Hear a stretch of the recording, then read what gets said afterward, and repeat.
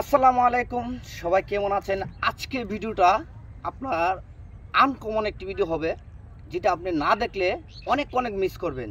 যেটাকে আমি আপনাদেরকে আজকে ফেসবুক বিষয়ে অনেক টিপস আজকে ভিডিওতে আপনাদেরকে দিতে যাচ্ছি। তো আপনারা ধৈর্য ধরে আজকে আমাদের এই ভিডিওটা দেখবেন।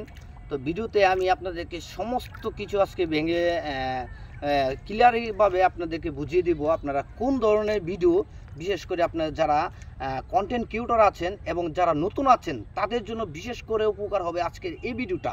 তো অবশ্যই সবাই আমাদের সঙ্গে থাকবেন। তো চলুন আজকে কি টিপস আপনাদেরকে দিতে চলেছি সেগুলো বিষয় নিয়ে আলোচনা করি।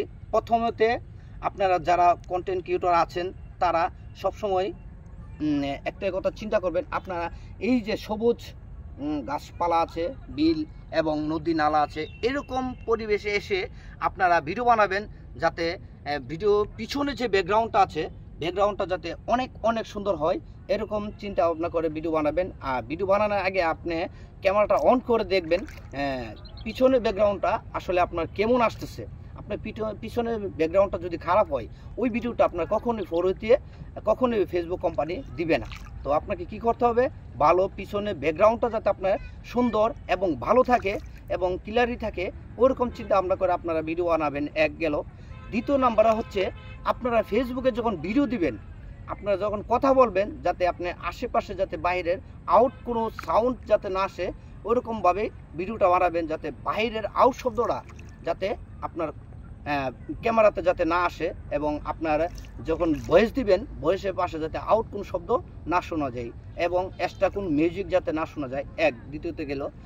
3 নম্বরে হচ্ছে, আপনি যে ভিডিওটা বানাবেন এবং যে ভিডিওটা পোস্ট করবেন আপনার ফেসবুকে এবং আপনার পেজে, যে ভিডিওটা পোস্ট করবেন সেই ভিডিওতে যাতে কোনো ধরনের ভায়োলেন্স আউট কোনো শব্দ বা দেখা গেছে আপনার যে রক্ত মাখা ভিডিও বা রক্তের মতো দেখা যাচ্ছে, এরকম ধরনের কোনো ভিডিও আপনারা ফেসবুকে আপলোড করতে পারবেন না। যদি আপনারা ফেসবুকে এরকম ধরনের কিছু ভিডিও আপনারা আপলোড করে থাকেন ভুলেও, আপনারা দয়া করে এই ভিডিওগুলো ডিলিট করে দিবেন, তাতে আপনার অনেক উপকার আসবে।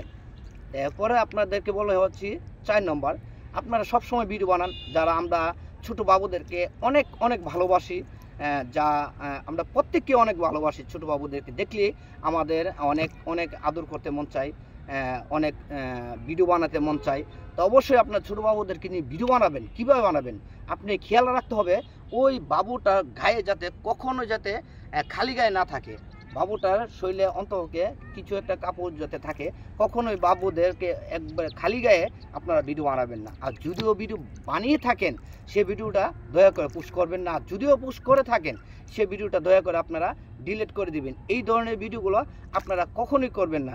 আবার আপনাদেরকে লাস্ট যে টিপসটা আছে সেটা হচ্ছে, আপনারা এক জায়গায় ঝগড়া লাগছে, মারামারি এবং কাটাকাটি, এইগুলো ধরনের যে ভিডিওগুলো আছে সেই ভিডিওগুলো আপনারা কখনোই ফেসবুকে পোস্ট করবেন না। কারণ এগুলো যদি আপনি পোস্ট করেন আপনার আইডিতে বড় ধরনের ক্ষতি হতে পারে। তো অবশ্যই আপনারা এই ধরনের কাজ থেকে বিরত থাকবেন। আর আজকের ভিডিওটা যদি আপনাদের ভালো লেগে থাকে তো অবশ্যই ভিডিওটা বেশি করে শেয়ার করে দিবেন, যাতে আরও 10 জন যাতে জানতে পারে।